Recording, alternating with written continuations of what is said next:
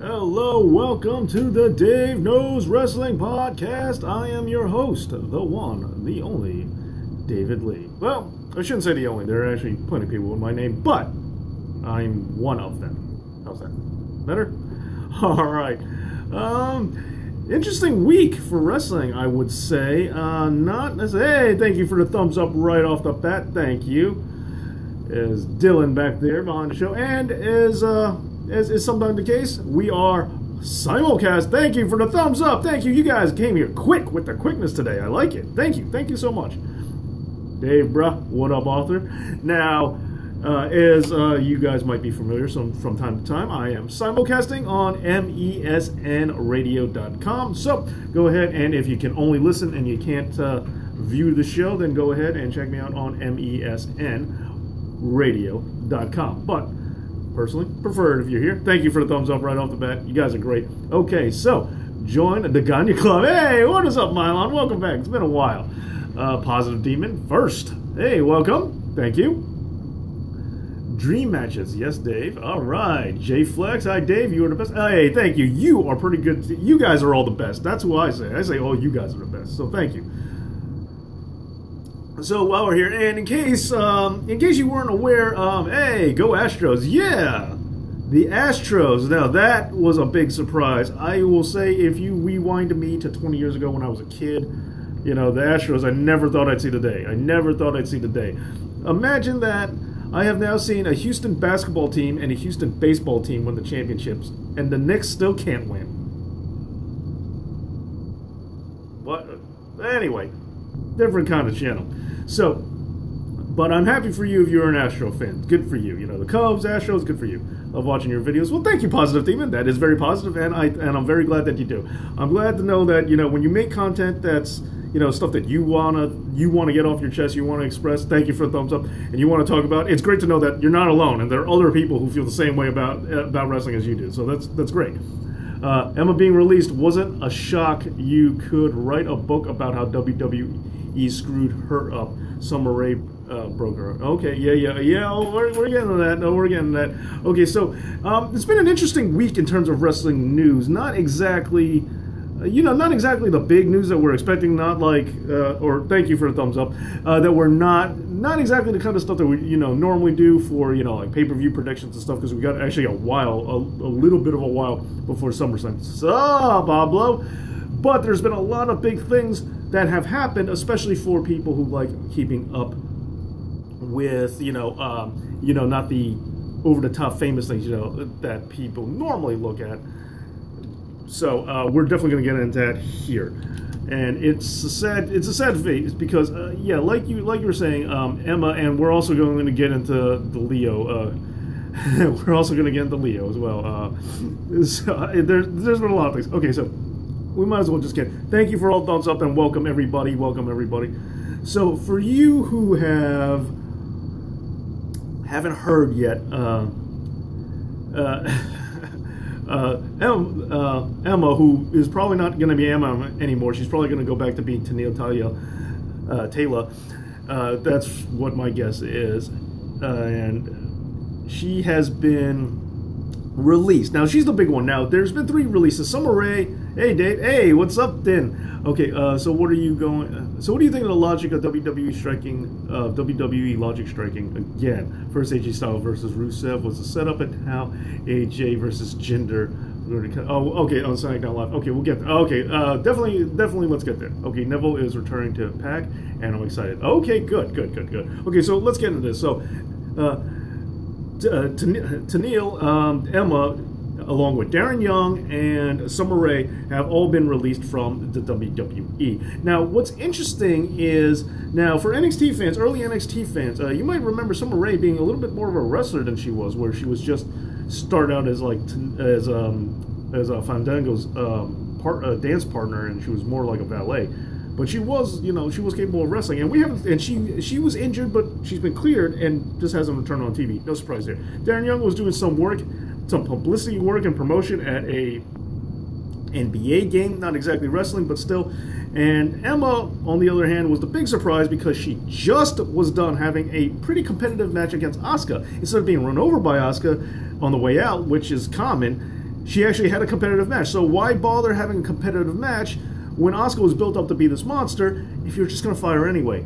The move was, if you're going to get rid of her, just let her get squashed. Don't actually have her mount up any kind of offense to make her look good, because there's no point, because you're not keeping her with the company.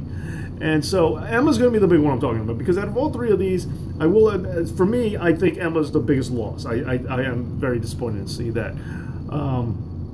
Thanks, the NXT reporter here. Hey, what's going on? Good to hear you keeping consistent, Dave. Well, thank you, Frisco. Thank you. I just saw who it was. Frisco, you're great. Thank you for being here. Man Bear Big, hey, what up? Hey, Dave, what's up, man? I hear she was released because she complained too much to creative. Yes, okay, so this is a complicated issue, for sure. What up, Spencer? I'm in my car, sitting at a light, gonna miss... And what you gonna do when the Chuckster runs wild on you? Hey, Chuck. It's my friend Chucky. All right, so the Emma situation is a little bit complicated because with the Asuka, now, not just ignoring the fact that she had a competitive match against Asuka on her main roster debut instead of just being squashed. Thank you for the thumbs up. That's weird in and of itself, but also she was complaining slightly on social media. Now, your first, hey, what up to the know-it-alls? That's right, Maurice coined the term know-it-alls. What up to the know-it-alls, and what up to Maurice? So, thank you for the thumbs up. Yes, thank you for the likes. So, the thing about this, which is weird, is there have been a few wrestlers to complain on social media. You know, Sasha Banks has even criticized why she only has short title runs. And All Japan Pro Wrestling has a big signing tomorrow. Emma lost her job for losing her match, and she has a big mouth. I don't think losing the match mattered. Nathan Norman, say hello to the bad guy. If Hulk Hogan had a match with Stone Cold Steve Austin, who would win? Depending on what time period and how it's booked, but I'd book Austin, because I'm biased, but that's how I work. Anyway, so other people complain on social media too. So, like I said, Sasha Banks is. But what's unique about the Emma situation is the speculation here is that because what up, Ra? The speculation here is because with people walking out like Nia Jax or Neville, and people making their dissatisfaction with the company a little more public lately, WWE management has finally had enough and said, okay, Emma, you mouthed off at the wrong time. Now it's time to just release you because you decided to complain. So, rumor has it they made an example out of Emma. So that's a disappointment, because I think it's good for these people to be vocal about it. I think it's good for us to know publicly, like we live in a new time, when we're dissatisfied about something. Because wrestling fans have been complaining about wrestling forever. We've always been complaining why they do this, why they do that, and it only is getting worse as wrestling is getting worse. Doing on this promo on Roman Reigns. Oh, that's coming. Don't worry, buddy. It's a long list of guys I got to get to. Don't worry, Roman Reigns is not escaping an honest promo. Still wanting to hear the stand up for WWE video. Still waiting for the stand up for WWE video. So the thing about it is, I think it's a good thing. And so they're trying to penalize Emma and trying to scare other people from, mouthing off.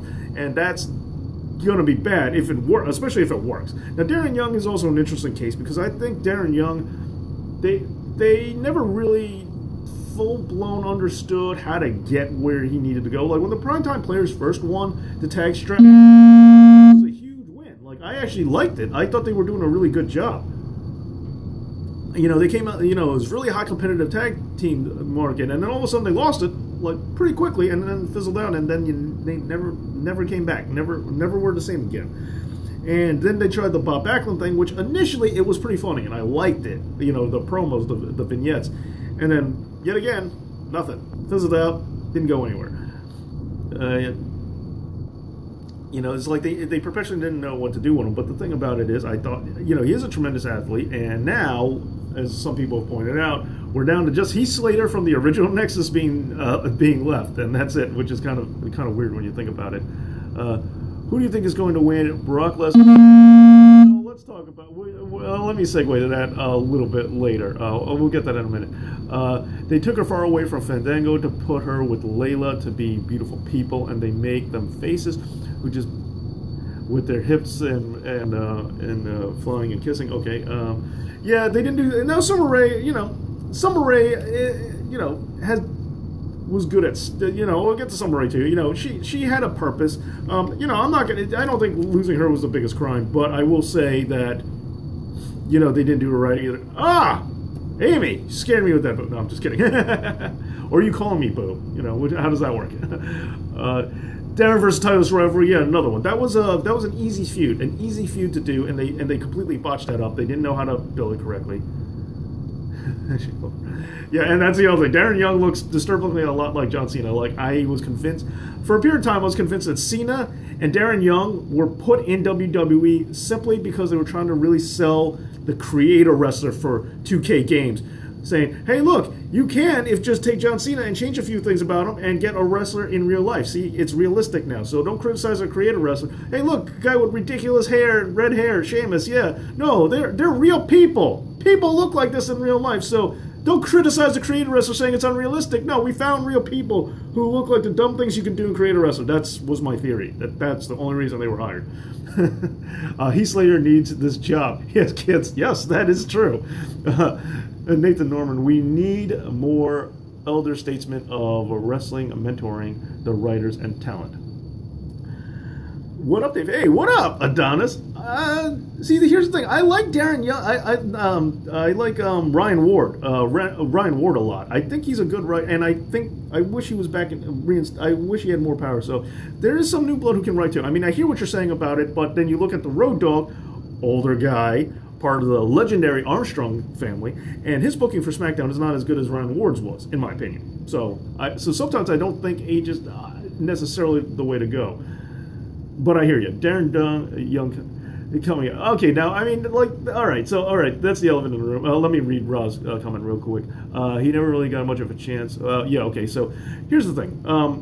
In terms of him coming out of the closet, being openly gay, that's the thing here. Now, it's like as the first for WWE, I kind of thought especially in this day and age, as a pioneer, he should have been featured more prominently. Now, no, you don't want to make it all about that because he's a wrestler, he's a person that's not important. But at the same hand, thank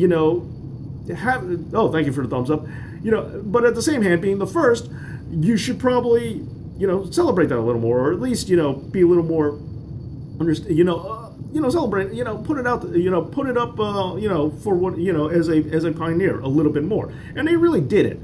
And, like I said, I'm not saying they have to talk about it specifically, but just him as the individual, they should have, put more in the forefront of things as himself, just because of that alone.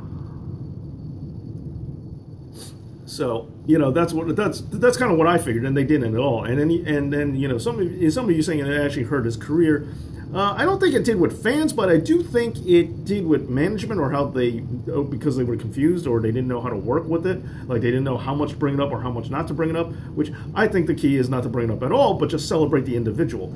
And then, I mean, if you look at Orlando Jordan, it was like the other way. Like, they almost, they didn't know what to, TNA didn't really know what to do with Orlando Jordan. They didn't know how to be respectful and at the same time, not, hurting some, they don't know, a lot of people don't know how to not bring it up and then still do well with it. So I think that was a problem. So, I mean, but the thing is, I'm not 100% sure if it hurt his career, only because you look at Pat Patterson, fine. He wasn't open until, whatever the Legends House episode, but everyone knew. Everyone in the industry knew. Everybody in the fan community, serious fans knew.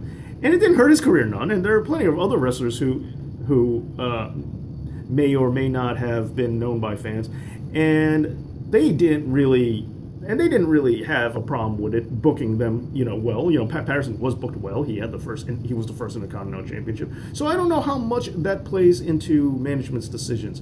So, and I really don't know. So in that case, part of me says maybe it did stifle his career because management didn't know what to do with him in this situation.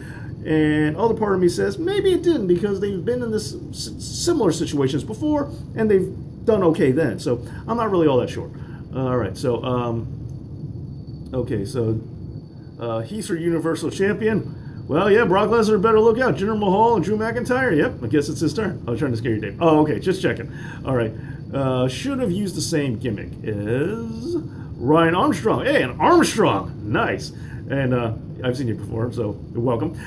So here, Rockstar Spud is going to be signed with WWE and going to the main roster upon his time with the WWE as part of 205 Live. And Hideo Itami is moving to the main roster as part of 205 Live as well. Okay, we could definitely get into that.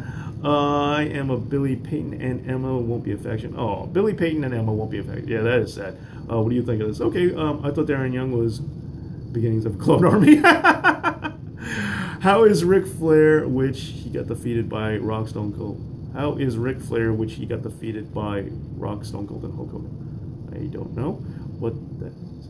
I heard that Dale Tommy was moving up. Okay, Road Dogg has a weird way of botching hood ideas. I like Road Dogg, but he definitely makes some weird decisions sometimes.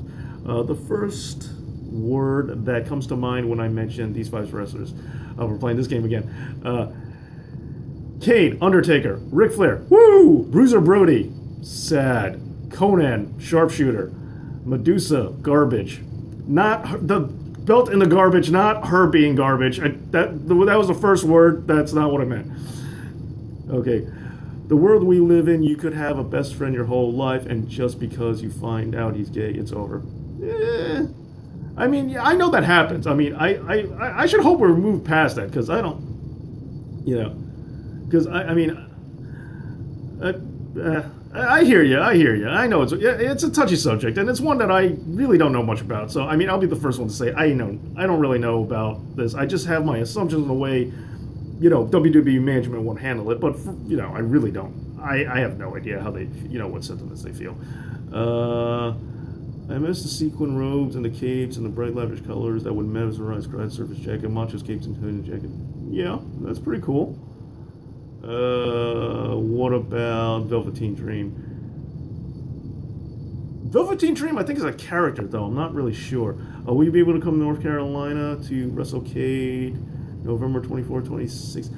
Amy, as I told you, I definitely wanted to come down, and I was looking into it, but as I told you, it looks like I might not be able to, but I will let you know if anything changes. They should let LGBT wrestlers such as Darren Young just be wrestlers first. Agreed. I totally agree, Remus. Like, that's how it should be treated. And at the same hand, though, like, if you found out how, in parts of Mexico, promotions of Mexico handle, gay characters or characters that are similar to or portrayed in similar stereotypical fashions. It's actually kind of interesting how parts of Mexico have handled it, which they almost have a subdivision unto themselves, which initially was derogatory, but then eventually could be viewed as good or progressive, depending on how you look at it. They should just... Okay, I heard Buff Bagwell is an escort for men. Is that true? I heard he's an escort. I don't know if it was for men, women, or whichever, or whoever's paying. I don't know. But yes, I did hear that. Is wrestling broken? No more than normal, I don't think. Awesome. Spud coming. Okay, let me try to catch up. Wrestling doesn't know what to do with gay male wrestlers because non-wrestling fans always tease pro wrestling. Yeah, I mean... I hear you, but like I said, we are moving in a different climate. The world's different, and I know it's not perfect. Believe me, I know discrimination still happens. I'm not ignorant enough to, or naive enough to believe that, we're all this altruistic society. But I'm just saying things are different. Like when Ellen DeGeneres came out for her sitcom, all of a sudden, people were interested then, but then the sitcom kind of just flubbed out. However, now we have, like Modern Family, there are prominent gay characters on TV all the time, and it's not, and it's fine, and the show can still be successful, and it doesn't, it takes a time to find a balance. And my point is, with Pat Patterson being there, not openly, but with Pat Patterson being there the whole time, it seems like part of them knew how to handle it, but then in other cases, when you see some of the homophobia that they've done with, with a lot of comments like you've been pointing out, it seems like they don't, so who knows? Like I said, I don't know how progressive the audience backstage is, and I don't have a lot of, know-how on how WWE's personal feelings go, and so I don't know the situation, and I can't, it's just my speculation. Okay, so let's go to, but yes, I think Darren Young is a loss, that's for sure for them. I think I think that's a downfall. ESPN Ric Flair 30 for 30. Okay, thoughts on that? I'll real quick. 30 for 30s can be very depressing. They can be very tugging at the heartstrings, so it's probably pretty good. Man Bear Pig. Word association. Number 1, Katie Vick, Kane. The new generation characters. Just WWF. That's all that came to my head. Is because I just pictured the logo because I don't really have anything else. Piggy James, Trish Stratus. God, and HBK versus the McMahon's terrible. That's a long thing to try to just come up with one thing. That was a terrible angle. I didn't like that at all. Corporate Kane, Corporate Abyss. Does that wait? Abyss? Did I just say one word? 6 Impact. Wait, 6 Impact's Millions rebrand. Jeff Jarrett. Amy Moore. I can't make it up because I can't make it because I'm broke and I still have insurance coming up. Oh, well, in that case, then I feel no pressure to go because you won't be there. If you were there, then I would try to fight a little harder to get there, but I don't think my schedule's going to forebode. Like, I had a lot of scheduling I wanted to do. Like, I'm going to let the cat out of the bag. I wanted to go to Montreal for the screw job this year, like I really do, but my schedule's not making it easy to do. Because it's 20 years, I'm never going to have this opportunity again. It's never going to be 20 years again. I'm like really, trying to figure it out, but what can they call it Exotico. Yep, see, Frisco knows. Oh, so because you play. But see, yeah, that's the thing. And like I said, it's not the entire country of Mexico, but yeah, Exotico, exactly. That's exactly what I'm talking about. Early on in Mexico, yeah, there were sometimes they played flamboyant characters poorly, like like disrespectfully, but now the Exotico is, very progressive, and in a lot of cases, very interesting into a facet division of themselves. So okay, so Frisco knows. Okay, there you go. There you are. So there you go. Okay, so yeah. Like I said, it's pretty interesting if you ever look into it. It's just a different thing that we don't do in America, but it's definitely a solid answer around the world, which is probably why. Thank you for the thumbs up, by the way. Why the rest of the world is experiencing a wrestling renaissance, but WWE seems to not be experiencing the same thing. Okay, sorry. I mean, how is Ric Flair the best wrestler ever according to websites? Which he got defeated by The Rock, Stone Cold, and Hulk Hogan. Well, because wrestling's fake, and losing to someone doesn't make you better or worse. And when you look at Stone Cold Steve Austin, he will tell you his favorite wrestler of all time is Ric Flair. And, and other wrestlers who I don't necessarily like, but like Triple H and Shawn Michaels, who a lot of people do like, will say, even though I don't, will say that Ric Flair is their favorite wrestler of all time. So there are plenty of wrestlers out there who influenced a lot of people. He influenced a lot of people. And he did change the game. Like, Ric Flair changed things for a lot. And a lot of newer fans don't really realize how much he influenced things or how much he changed things. Okay. Why does every wrestler only use bland colors in their gears these days? Yeah, I know. I think that's just the way. Because I think there's way too much black. Like, everybody wears black trunks, black boots, black, gloves or elbow pads or anything like that. I'm with you. I would like a little more, vibrancy and color into it. Nathan Norman, true, just black and blue, red now. Yeah, okay, yeah, same thing.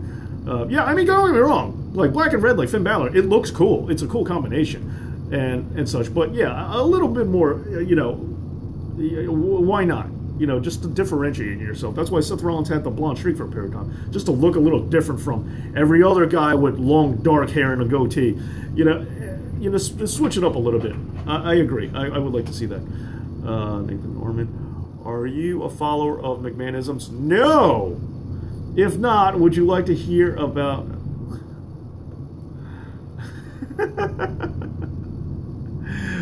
the problem with Ellen beat you over the head. Yeah, no, I hear you whenever you shove it down. Right, exactly. But that's no show about dating every episode. No, I hear you, Arthur. And that's exactly my point, though. They didn't know how to handle it. They didn't know how to write it. They didn't know how much to address it. Because you can... How much do you bring it up before it becomes... Hey, nobody wants to hear it, get shoved down their throats. And also, it's not realistic that this is every single waking moment of your life has to revolve around this. I mean, the key is, for any group, any person, is that you are a person first, and then, whatever group you may fall into is secondary. It's not, oh, thank you for the thumbs up. It's not every part of you, is what I'm saying. And sitcoms, I think, have now figured out the balance here, where I'm not sure that wrestling has.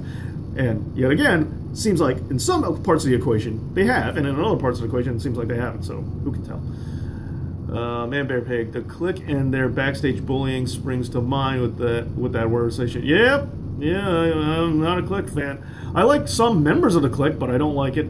The Click itself. Okay, let me try to catch up. I've got to skip ahead because I'm definitely far behind. Word association: Hornswoggle as CW champion. Joke.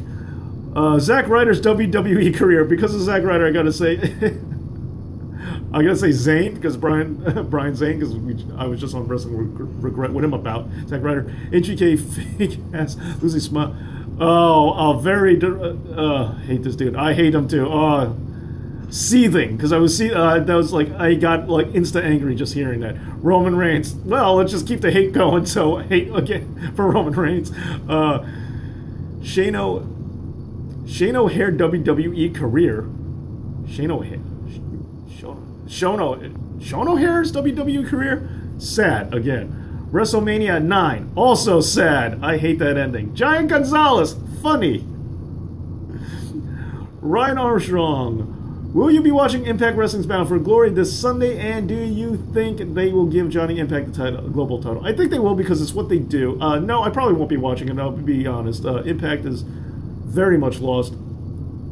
I was never a huge TNA guy, like, at all, and it's every time I think they're getting better, I kind of tune out again. Like, I like Moose. I'm a Moose fan, and I like Johnny Nitro, John Morrison, whatever. I like him a lot,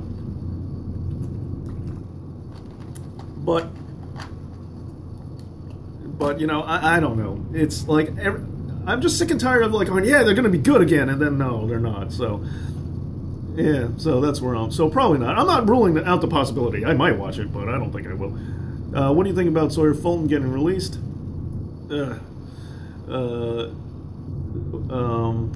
Yo, Dave, say Diamond Compound.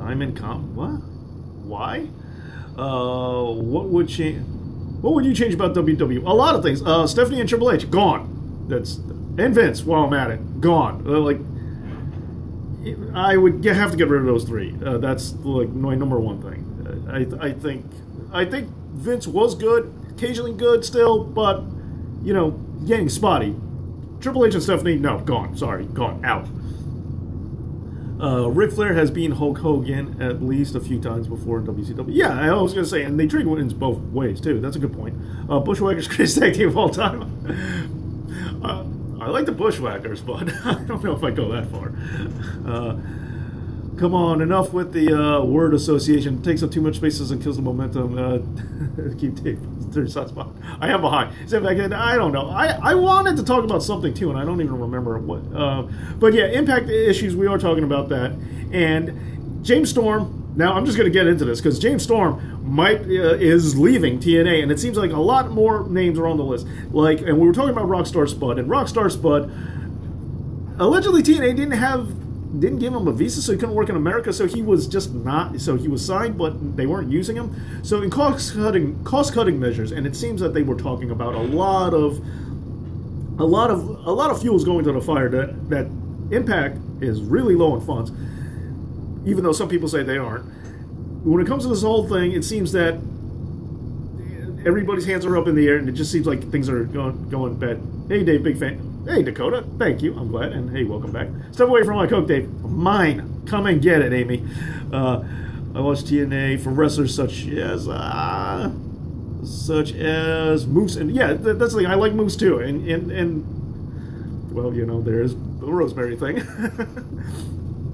Vince, Jean-Paul Levesque, and Steph gone. Don't forget Beaver Dunn. Well, Kevin Dunn might be an idiot, but I think he's one of those workable idiots. He's like Laurinaitis or whatever. Yeah, they're dumb, but if you're in charge, I don't think they matter to you all that much. Don't get me wrong. I probably will get rid of them, but they're just not my first priority, just because I think they're just going to nod their head to anything I say.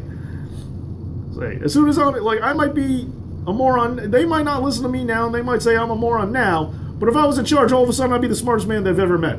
So I might keep them around and just get rid of them eventually. They're not my first priority of who to fire. Who do you think should be next WWE World Champion? AJ Styles. Okay, so yeah, Impact's having a lot of issues, and we're talking about that. But let's get into so Rockstar Spud and all these guys are coming over, and Rockstar Spud potentially joining the 205 Live roster.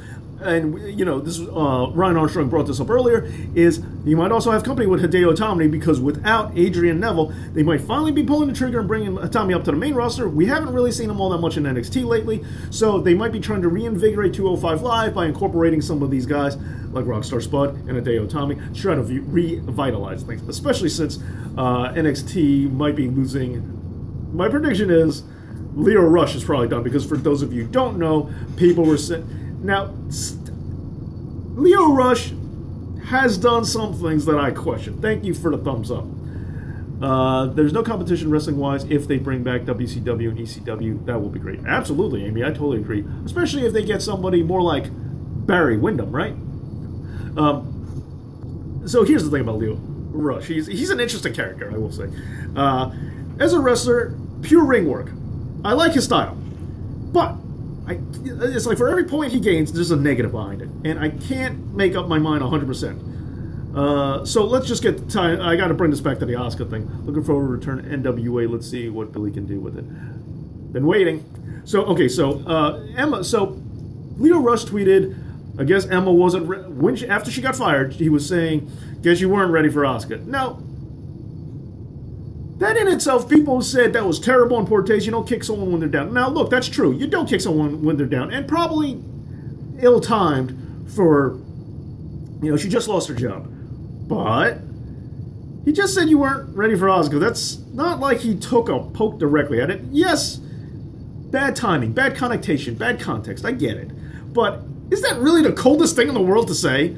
Now, in response to this, a lot of wrestlers jumped on him and said, okay, you don't say stuff like that, you know, that's not okay. I think it was Bray Wyatt who said, well, I guess you're not ready to be amongst the wolves or something to that effect. So in that case, yeah. So are people a little oversensitive now? I'll be the first person to say that I think our society right now is way too oversensitive about everything. Everything is an issue. Everybody's oversensitive about everything right now. Well, not everything, just very certain key issues people are very, very oversensitive about. And so that's one of them. However, and like I said, I do like Leo Rush's style, but however, to both regards, I can name an incident that is not necessarily the smartest thing, which kind of makes me want to say, all right, like to not defend him anymore for both the Twitter thing and his wrestling ability, is right before he came to WWE, before he joined NXT, he took a sit-down powerbomb. He took a sit-down powerbomb off of a tall ladder, like the big ladder, not the regular ladder, through a table, and then he popped right back up.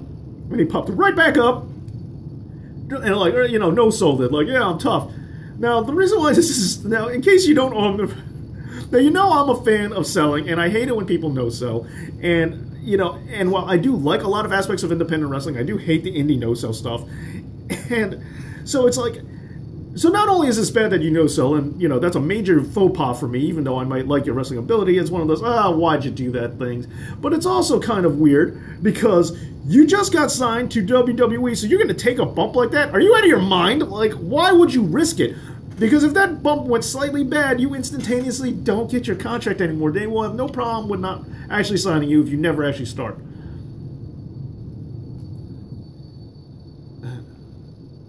See? But that's the thing, like I said, he does a lot of dumb stuff, but he does other things that I like. So I can't commit to, like, not disliking him fully. I mean, he's too divisive for me. He needs to do a lot, he needs to do a couple of things more in one direction. Good or bad, I don't care what it is, but just do something so I can make up my mind. But he looks so cool. Yeah, I know, that's the thing. It's like, you know, I like a lot of aspects of Leo Rush, but then he does other things that make me think he's an idiot. So I don't know where I stand on him. Is a mark that became a wrestler. Well, come on. I mean, how many... But that's true about tons of people. Now, sure, I think eventually you unmark out. You eventually learn the business and learn better. I think that can happen. And he's young. Keep that in mind, too. I mean, okay, look at Mae Young. Mae Young won her first 2 matches on her first night in seconds because she didn't know wrestling was fake. She challenged someone. She walked into the ring, beat the crap out of that woman. Won. They sent in another woman. Mae Young beat her up too because Mae Young was that thorough. So you want to say, hey, well, she's just a mark who became a wrestler. Well, so yeah, Mae Young was just a mark too. So what's your point? Like that's not necessarily a bad thing. Because she still became Mae Young. So, and she's got a classic tournament named after her now. So I'm just pointing out, just because you start out as a mark and become a wrestler, I don't think that's necessarily a bad thing. And I think there are plenty of people who have to. So, how do you like that? I think Vince will use a Dungeon of Doom style stable. WWE as a means to get rates over. It's a means of something, all right. What do you like better, WCW or Attitude Era? Now, I'm an Attitude Era kind of guy. I know I do a lot of WCW videos, and I do that because I think we don't talk about WCW as much as we should, because Victor Goes to Spoils and WWE winning, they're going to be the company that gets talked about the most. Not quite that far back, but either way, still. But yeah, I'm more of I'm a WWF, WWE guy, like, all the way through. I'm not a blind loyalist. I do have a lot of problems with the company, historically and today. But I liked Attitude Era for, because I also root for WWF because it's the company, and it's always been the company. WCW, okay, not counting Crockett Promotions and NWA, but WWF was the company that did, put this forward, make this happen. They were the first. They were the biggest, I know WrestleMania is not technically the first pay-per-view. It kind of is, kind of isn't. But either way, the entrepreneurship and so many things that we associate with wrestling being done a specific way is done with WWF. And, I root for them. But, I could go on and on. Hate being late to the party. That's okay. You're right on time as far as I'm concerned. John has some punch and cookies. Man, I wish we had punch and cookies here. I don't know what it is. I'm like really hungry today, and I ate. I just want to keep eating. So, yeah, what up, John? Hey, hey guys, what's going on? Not much. You, John? Okay, it's a high risk. Like, that is a very colorful analogy there, Remus. what from England? Okay, so, all right, so there you go. Okay, so for you guys still here, okay, I think I've covered everything I was supposed to. If not, remind me. But now we could just have some fun and just kick back and allow the show. I don't know how many of you were around Tuesday night. Not much, but yeah, I don't know how many of you were around Tuesday night, but Tuesday night was a bit of an impromptu. Oh, do you think the Bullet Club will be in WWE or a group similar to the Bullet Club? Not at all. I don't think I'm going to see that. They should have, but I don't think I'll see that.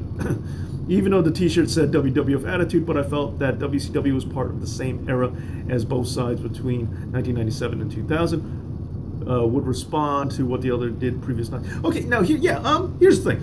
They were part of the Boom period.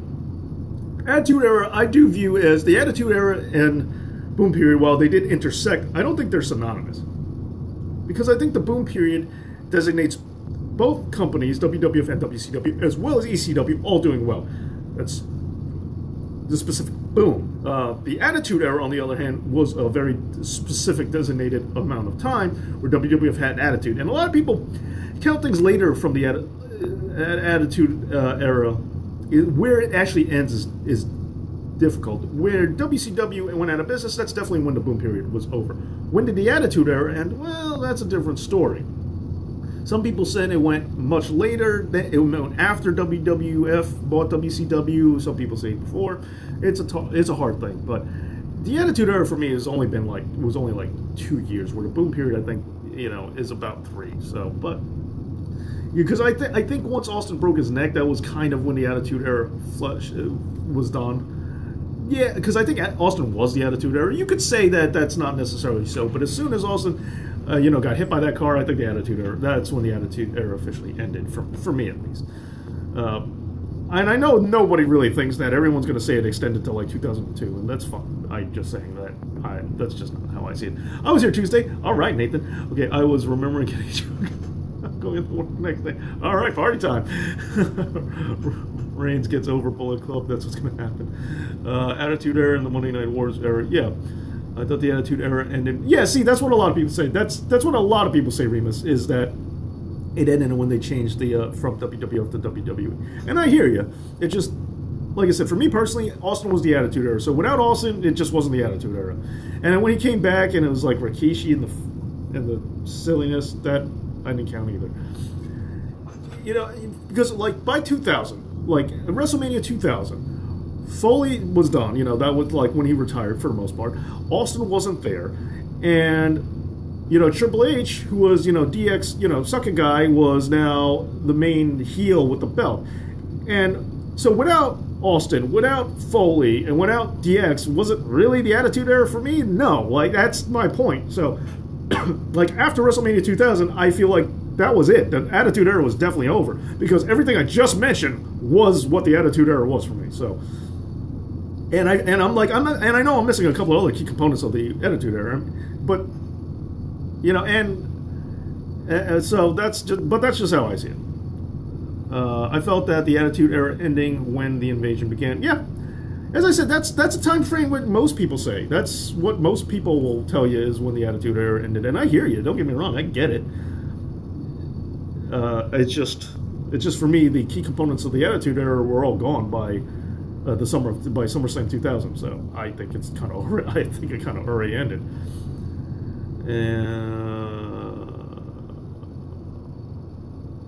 But part of me actually thinks the Attitude Era started. Maybe I was wrong about that 2-year thing, because a big part of me actually says that it started earlier than a lot of people say too, because I do think Austin's King of the Ring coronation speech was very Attitude-esque, and I don't really think the Attitude Era started at the Screwjob. I think it started beforehand. So maybe I'm a little, maybe 2 years, maybe the amount of years is right. It just doesn't add up, because I also don't start the boom period doesn't start to me until after Austin wins the title. That's the other thing for me, because the boom period, they all have to do well, and you know, late 1997 WWF was not doing well, so I can't count that, because yeah, WCW was doing great, ECW was rising, but you know, WWF was still bad, so I don't really count that as a boom period.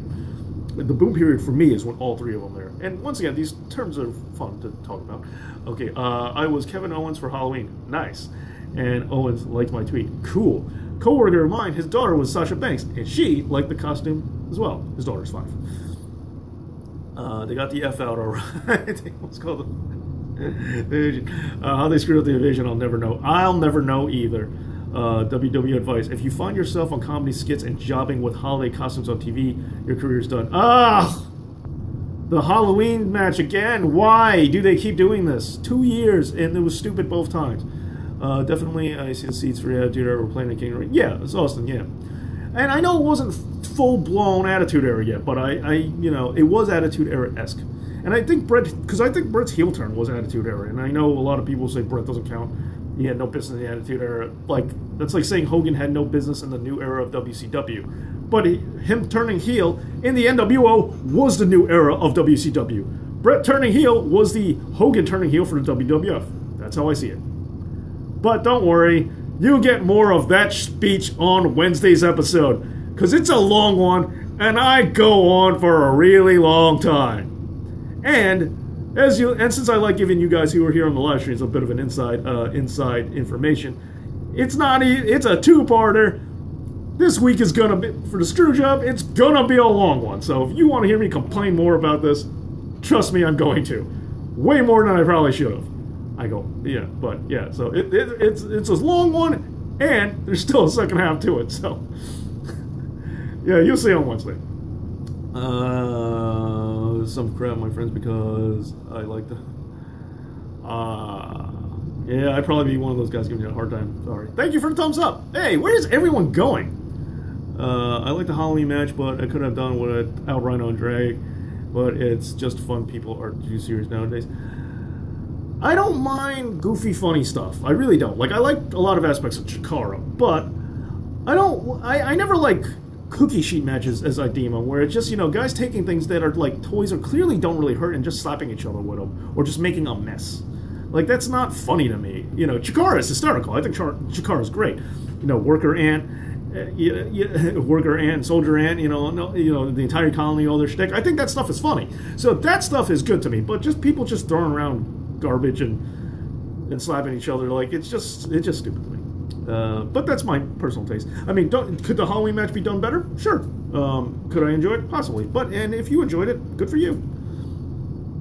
I swear Hogan versus Roman is going to happen. Trust me, once Hogan is Nah, Hablo, this is the other way. Hogan needs to run with this racism angle and say how much he hates Samoans next, and then Roman Reigns has to vanquish him. No, I'm kidding. Don't do that. Don't do that, WWE. I'm kidding. Should the NWA hire Jim Cornette? Absolutely. I think Jim Cornette is a big resource. And if Backstage crew, if I had three people to count on to hire for a part of my backstage minds, Jim Cornette is undoubtedly one of them. If he's available, if you have only 3 names, Jim Cornette needs to be one of those. If you don't pick him, you are remiss in doing so. Maybe no one is safe. Although, who isn't going to be fed to Roman? Good point. Stay Puft Marshmallow Man. Feed him to Roman. That's probably what they'll do. Could we see a screw job this year at Survivor Series considering the 20th anniversary? I keep thinking they're going to, because they never stop bringing it up. They love bringing it up. So I keep thinking that. And with the strong possibility that John Cena is going to be special guest referee, and they're trying to do the Jinder. Oh, that's one thing I want to talk about. Jinder and Brock Lesnar match. It seems, it would be, maybe not screw job, but something to the lines where, John Cena would do something to Brock. It would, that would set up, or to Jinder, that would set up, John Cena and, and whoever, so it would be an interesting mix. Man, Bear Pig, no one to save. The Halloween match is like WCW in the last few months. You can't look away, but that's not necessarily the worst analogy. I feel NXT isn't as popular now. It's not. I agree. They've kind of taken a dive. Similar to how SmackDown was initially from the new brand split, they were doing better and then Raw raided the roster. I think they gutted NXT a little too much and too quickly.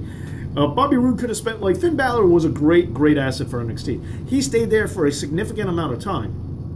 And I don't know, you don't need everyone to do that, but you do need a couple of core talent. Like Nakamura and Bobby Roode both leaving really hurt the momentum that NXT was building. And, and they've perpetually done this. You just have to, slowly take guys out of NXT. You can't take them all out in a close proximity to each other. Who's your favorite GTS wrestler besides Grimm? Are you talking about the go to sleep of CM Punk? Member Pig, this is scary true. What are you saying? Abla, if there was some sort of device to revive people, WWE would use it to revive legends and feed them to Roman. Oh, man. I feel like this is the Halloween week episode. If Brock loses, he will have to leave a trail of bodies from here to WrestleMania. And that's the thing. I think if it does happen, it will be so convoluted of a finish that you can't even conceive that Brock technically even lost. Because they're trying to save him for Roman. They're trying that again. For whatever stupid reason. But the AJ Styles thing, I forgot to mention that earlier, is Rusev was supposed to have a qualifying match against Rusev to be on the Survivor Series team, SmackDown's team. But now AJ Styles is going against Brock Lesnar. Now, what does this mean for the rest of the team? Don't know yet. But what does this mean for Jinder Mahal versus AJ Styles? Now, the thing I'm hoping is that they're aborting the plans for Jinder versus Brock because they realize this is a terrible main event, and they're going to let AJ take the belt. Hopefully. It's a tape show because I believe they're coming out of Manchester this week. So it's a tape show. So if that title change happens, we're going to find out about it real quick. But I'm hoping they put the strap on AJ, winning in a foreign country. That'd be pretty cool. And then we see at WrestleMania, at Survivor Series, Brock versus AJ, which is a much better build match. And Jinder, who knows? I don't care. Put him on the team. They'll put him on the team. Put him back as a jobber. I don't care. They drop a nuke on Brock. What's your favorite finisher? Ooh, that's always been a tough one to me. I say the sharpshooter. Powerbomb is pretty far up there, too. What's your dream matches? Vince has proven to be that insane. Yeah, that's true. NXT is there to build WWE stars for the future and not do it. Build its own brand. Went to the Pets at 19. Yeah, I mean, I hear you, man. See this, but I do feel WWE sometimes goes back and forth between whether or not NXT is developmental or their third brand. Like, they can't really, and I've talked about this before, it seems like they don't really make up their mind on which of the two things it is, and instead they just leave NXT in limbo, which is the worst thing it could possibly be in, because if it was purely developmental, awesome. Just treat it like Ohio Valley, no problems. But if it's the third brand. Treat it like the third brand. But doing in between just ruins everything. Nathan, I can already imagine Brock's departure. Jobber is laying down all over the Nathan Norman, they don't have enough money to book him for a realistic streak. Would you like to see Grimm versus Miz? Sure, why not? Oh, by the way, oh wait, never mind. I always find it stupid that they cannot air both Raw and SmackDown live for us in the UK when they tour. That is a very good point. That's very odd. I did not know that, and they should. Okay, so as we're moving on and into the show, and as you can see from the headline, they can't take the belt off of Jenna before India tour. I think they should. I think they should have learned by now that this is a failed experiment. Subscribers in India have gone down. House show attendance has gone down. Live attendance has gone down. Everything is dropping. Move on. Abort plan. It's not working. Get it through your thick heads. This is not working. I hope they have the common sense to abort and say, hey, let's recoup our money for Survivor Series. Let's build Survivor Series probably. Make more money there than we've been losing. But that's just my opinion. Okay, without a good feeder system, they will have the same issue that they had in the mid-2000s. No top talent and a shallow locker room. Don't they already kind of have that? I mean, I hear you. That's a very good point. Your favorite underdog. I love the 1-2-3 Kid versus Razor Ramon. Okay, so favorite underdog, not single underdog. I mean, I would say Spike Dudley. Spike Dudley would be a good one off the top of my head. The Giant Killer. Top 3 heels of all time: Undertaker, Ric Flair, and third one is. It's a toss-up between Raven and the Dudleys and Shane Douglas, possibly. It's Undertaker and Flair 1 and 2 for sure, though. In your opinion, what is Vince's biggest flop? The Invasion, Jinder's champion. The NXT, well, that's a good one. Or, I mean, his body. The WBF is the answer for me. I think that would be the crappiest. That would be the crappiest. But the Invasion is the most disappointing. It's the saddest because it had the most potential and it had the weakest return. Where the WBF was just stupid in every conceivable level. Like, I think the WBF is dumber than the XFL. Because at least people like football. Bodybuilding has never been a big thing that people watched. It was never like, hey, everybody, watch bodybuilding. Come to my house, we'll watch the bodybuilding contest. Or whatever they do. I don't know how bodybuilding works. No one's ever said that. People at least watch football, so the idea that you're like, hey, I could make a football show and people might like it. Well, that's dumb to me. I'm sure there are people like bodybuilding. It's just, never had that much of an appeal. Vince will ride the crazy Mahal train into the ground if he has to, just to prove that he runs the company. Yeah, that's the very distinct possibility. You're right about that, Nathan. Ronald Singleton. My favorite luchadors are La Parker, the chairman of the board, and Ultimo Dragon. Nice. What are some of your favorites? Okay, my favorites. I'm a big Rey Mysterio fan. I'm not going to deny it. I think he's wrestling's prodigy, man. The guy was doing it since he was like a kid.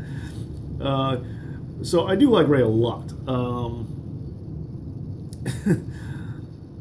They're not my favorites of all time, I can't say that. But there are a couple of guys in the colony I want to say about that. I'm not going to say them all the time. But yeah, Rey is definitely, it's such an easy pick, but I do go with Rey Mysterio. I definitely am missing somebody. I don't know who, but I'm missing somebody. I mean, I definitely like, the older school guys too, like El Santo, Blue Demon, and I do like a lot of them too. If you could change someone's gimmick, who would you change? Oh, that's a good question. They really propaganders that Jim Mahal is amazing. Whose gimmick would I change if I could just change one? Because the Bludgeon Brothers are the first ones that come to my head. Because I think it's stupid, but there might be a better answer. You guys chime in on whose gimmick you would like to change. Ever since he gave it to the fans, Daniel Bryan's Vince seems to keep going wrong. Yeah, bodybuilding feuds. Yeah, that's the other thing. Yeah, well, thanks for stopping by, Amy. Good to talk to you. Don't worry, the show's wrapping up soon. If the XFL flop more, Vince. They can't have a live show from England because it'd be like 5 a.m. here. No. He's talking about when they are in England. Like when they're filming in England and, they tape it for us in the U.S., why don't they just air it live in England? That's a good question. Why don't they do that? I think that nowadays, Grand Metalik. Yeah. Favorite masked wrestler is the assassin, Jody Hamilton. The Spitfire and Mike. I know I'm missing somebody. Fun fact, Brooklyn Brawler has a win over our WWE champion. Brooklyn Brawler also has a win over Triple H. So, losing to Brooklyn Brawler, not necessarily the most humiliating thing on the planet. Ever check out the Sheik's Twitter feed? No, it's the best thing ever. I can see that. Does he spell everything wrong? Because that would be funny if he continues to spell things wrong, just to be more authentic to him. My bad, misunderstood. I would change Jinder into a competent villain. I would fire. Jinder Mahal wouldn't work for me if I owned the company. And it's not because he's been pushed right down my throat. It's because I think he's an unsafe. I don't like the way he wrestles. I never have. I think he's sloppy and I just don't think he's any good. If Roku, Apple TV, and Chromecast would have been out in the 90s, would ECW have won the Monday Night Raw Wars? I don't know. Internet stuff is always kind of has been kind of dicey. Like Community. I'm a big Community fan. Internet's favorite show is one of the monikers it has. Thank you for the thumbs up, guys. But people just, internet savvy people, computer savvy people just tend to rip it off instead of just watching it and giving it ratings.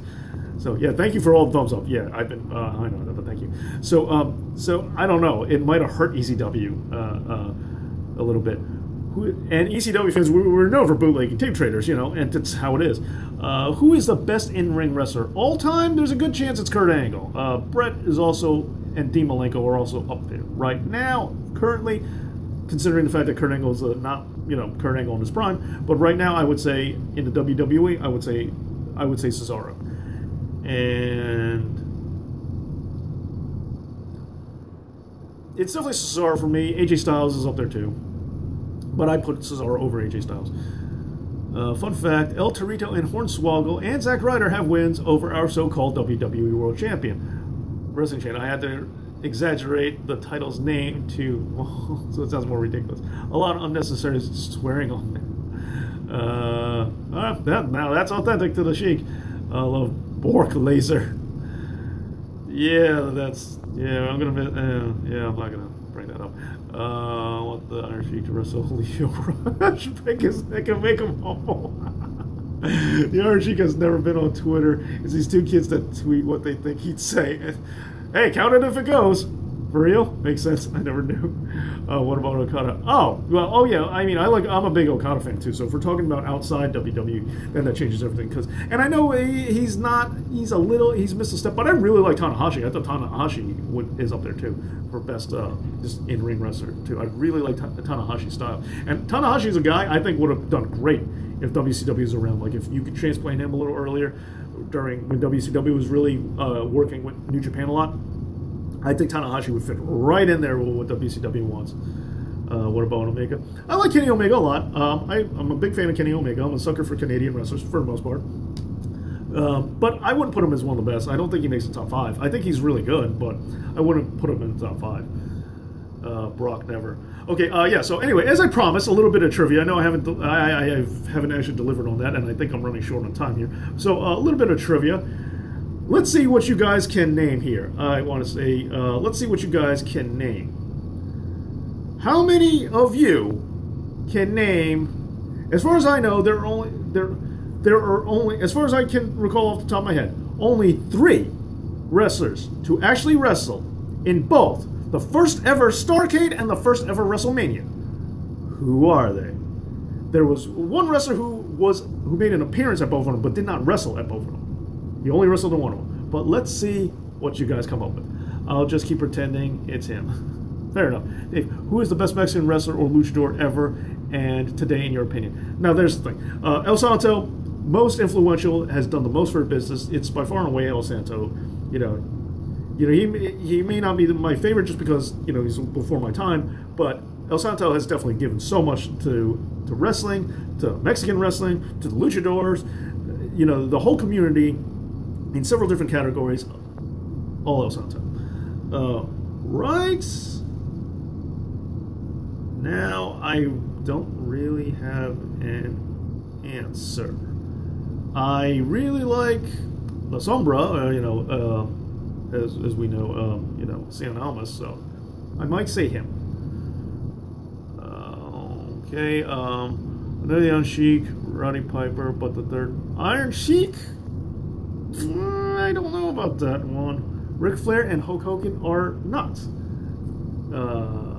Ric Flair was at the first Starrcade, Hulk Hogan was at the first WrestleMania, but not vice versa. Iron Sheik, I'm not sure about that one. It wasn't one of the names I had. But Roddy Piper is correct. Was Lex Luger one? I'm just guessing. Nope.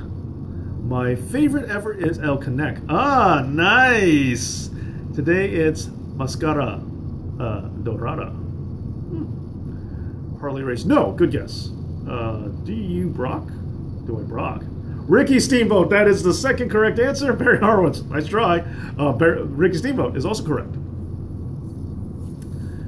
A little bit of a hint. Who did Roddy Piper face?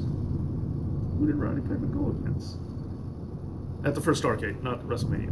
Against WrestleMania, it was Hulk Hogan and Mr. T. And no, Mr. T is not the answer, and neither is Hulk Hogan. No, I meant on the Starrcade side. Yeah, I found this out, and I thought that was pretty interesting. Oh, the Hammer. That's right. Greg the Hammer Valentine is the third. Now, who made... No, not Barry Windham. Good guess, though. Who made a special... Who... Now, there was someone who only wrestled at one of those events, but was on both. He was on both shows, but he only wrestled at one. Who am I talking about?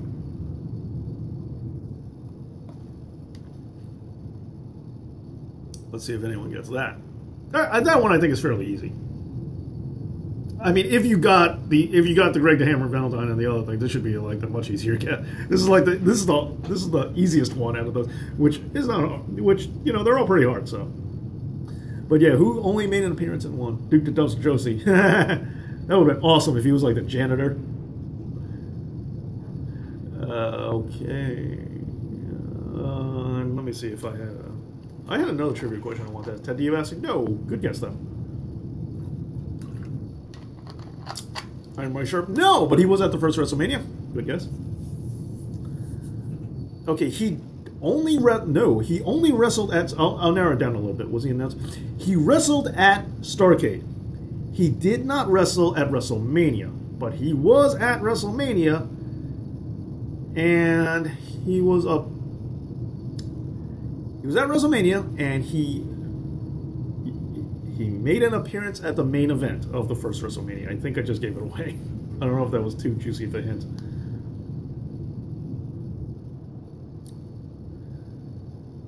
So yeah, let's see what you guys got.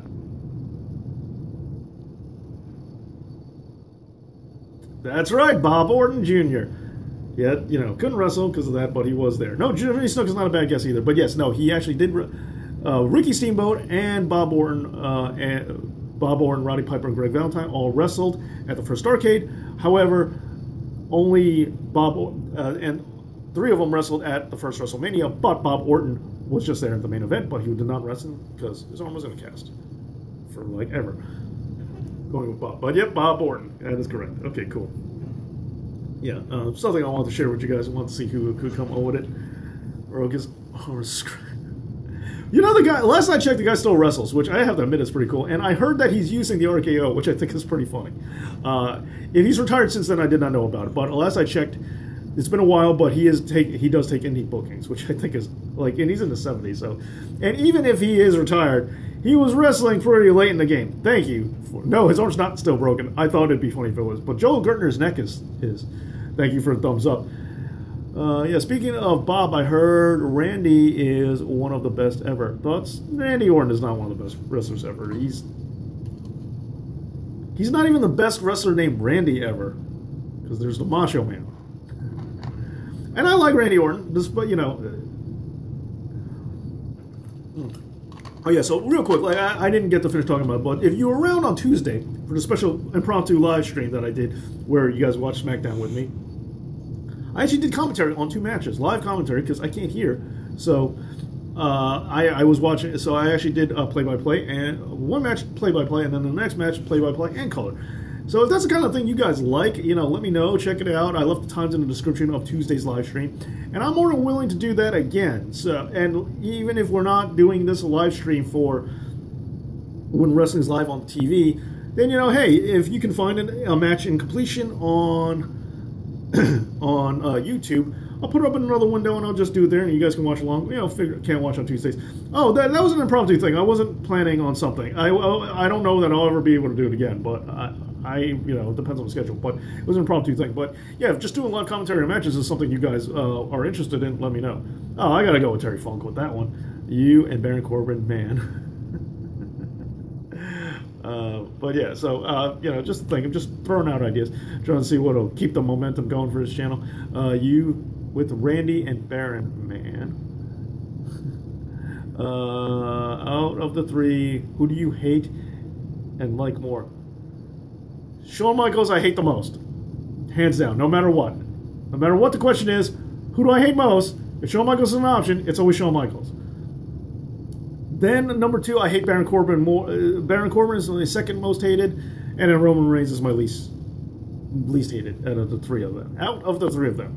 It's like 2 a.m. in South Africa, but I'm the only South African wrestling fan, so never mind. I didn't know you were from South Africa. That place is awesome. That's where Charlize Theron came from, and Dave Matthews was born there. And and Nelson Mandela is awesome too, but I think that one went without saying. All right, so I'm going to have to start wrapping up. Why do you hate Shawn Michaels so much? Oh, I could go on a diatribe. But real quick, to sum it up, is I don't like him as a wrestler. I think he's a performer. I get it. I get that he puts on a show, but where's the bulk of the wrestling? Where's the actual wrestling maneuvers? And, people are going to talk about his crossbody blocks, and, I get it, but he doesn't have a ton of offense. And, I mean, that real amateur background, that amateur wrestling background, whether he's done it or not is not the point. In his actual ring work, I don't see... like in the NWA kind of style of stringing moves together and working, or the British style that I like. So I'll start by that. I don't like his actual ring work. I think it's performance-based more than wrestling-based, which I want it to flip around a little bit. I also don't like the precedent he set for the industry. He does a lot of keeping his face, staying down, and then, dramatically jumping up to come back for the win. Coming back for the win. And a lot of people like that and build excitement, but then when you see all the people who've copied him, it set up bad precedents, like Dolph Ziggler winds up suffering from it, which, Stone Cold Steve Austin has said that Dolph does that too much, and that's the thing, it set up bad precedent. Also, he's an awful person. Some people say he's never changed. I also don't like the whole click backstage politicking, and he's been pushed, and I could never figure out why. He couldn't beat anybody up in real life, as we know. I could go, we won't let you leave. We won't. I thought you had to make dinner, Amy. All right, but so I think him and the Click set a terrible, terrible precedent on it. Or backstage politicking, monopolizing things, and putting yourselves first before the business. Because when the Click took over, when they started winning world titles and started main eventing, WWF suffered from it. And it can't be a coincidence that WWE's declines happened when, Diesel is known as one of the worst, lowest grossing champions of all time. And I like Kevin Nash. Shawn Michaels, WCW takes over. Shawn Michaels goes in the main event, wins the title. WCW takes over. Triple H wins the title, and then all of a sudden, boom, period ends. I mean, are these things coincidences? So you just check off any category of bad for wrestling, bad for WWF. There is, and as far as I'm concerned, Shawn Michaels hits every single note on it. People like him, fine. I don't. That's my thing. Okay, Backlund, Sammartino, Hogan, Hart, Austin, Hunter, or Cena. Which is your least favorite and most favorite? Most favorite, Stone Cold Steve Austin. He generated so much money beyond... He's the highest money draw of all time. And I'm not just looking at it from a business. I'm looking at all the things it affords WWF to do. Paying wrestlers better. Taking care of the company better. It's how things are going good. And it's also really like the last big... example. Austin and The Rock are like the last two examples of when we could say the fans like somebody. Better or worse, the majority of people like this guy. And then they gave him the belt, which is what you're supposed to do. And they had good championship runs. I know they gave Finn Balor a belt, and he got hurt, and it's not their fault. I'm just saying. And, same thing with Daniel Bryan. But for me, yeah, I mean, you can make the argument for CM Punk. I forgot about him. But yes, I think guys over, give him the belt. That's how it works. And Triple H is at the president where, no, you give the belt to the guy who could use the push, but somebody who's established doesn't need the belt, so you don't give it to him. I think that's stupid. I don't think that's the way it works. But so Austin would be my favorite. Out of the guys, you missed San Martino, least favorite, and Hunter's definitely my least favorite out of that group. He always just sells. HBK would be killed by Ole Anderson. Oh yeah, oh absolutely, they would eat him alive. Just for getting in the ring. The stories about him and Vince. Yeah, okay. Hogan did the getting up last minute thing, but he could wrestle. Yeah, and plus I think Hogan was way more charismatic. Was supposedly Vince's competitor. That's the other thing I heard, and I didn't want to bring that up earlier because it sets a negative precedent by correlating the two. But when we talk about being gay in the wrestling industry and not helping your career, well, if those rumors were true, it helped Shawn Michaels' career. If that rumor's true, I don't know if it is or not. I'm just saying, if those rumors are true, I'm just saying WWE may not be as homophobic as people think because it might be able to help your career. But since I don't know if that's true or not, I can't speak to that. But yeah, that was the thing. My cell phone is nearby. Ah, okay, got me teleconnect. Imagine Shawn Michaels versus Tuchek. Wow! Oh man. I would have loved if that happened. And if Shawn Michaels was during his worst periods wearing mouth guards and said something stupid to New Jack, I would have loved that. Apparently Punk never main evented wrestling. No, he never did. But I mean, but he had a nice lengthy title run. Ole versus Shawn Michaels in the cage. To be honest, I wouldn't be surprised if Shawn Michaels and Vince rumors true. I wouldn't be either. I really wouldn't either. Just because it's the only way to just justify how he got so pushed. He no-showed. He was unprofessional. He was terribly unprofessional. Another thing, he was terribly unprofessional. Still got pushed. He was a whiner. He was a complainer. He couldn't beat nobody. He couldn't draw money. Then he got pushed anyway. It's the only logical explanation, unless he had some blackmail info in Vince or something. I don't know. But there's very few reasons why Vince kept pushing him. When Vince didn't tolerate guff from nobody, why did he put up with all of his crap? I'd be okay. So, the viewer count's leaving, so I gotta go. But I'll check you guys out. Thank you so much for everyone.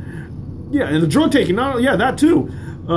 Everyone says Ole is a bad-tempered, bitter man, but looks what happened to the industry. He loves so much and tell me you'd be Trevor. Yeah, exactly, Amy. Okay, so I got to get going. Thank you so much. Maybe some guys just didn't give it up. Okay, so thank you so much for being here. Thank you so much for all the thumbs up. Thank you, and for the support. You guys are great. I never forgive him for Bulldog. Yep, yeah. Oh, man, the Bulldog incident. That's another one. Yes, we could go on and on and on and on and on. The fact that you guys are with me, I like it. Thanks for your time. Thank you for being here. All right, so, I've had a great time, and you guys will see me again. Let me know in the comments if you're curious about that commentary thing, because that was actually a lot of fun for me. And anything else, thank you for the thumbs up. Thank you, Norman. Bye, Amy. See ya, Brock. And thank you for everything, guys. I cannot thank you enough. And, yeah, check me out. And thanks for being a part of this channel and helping me grow. And peace out from England, too. Too sweet. See ya, Man Bear Pig. Thanks, and we'll catch you next time.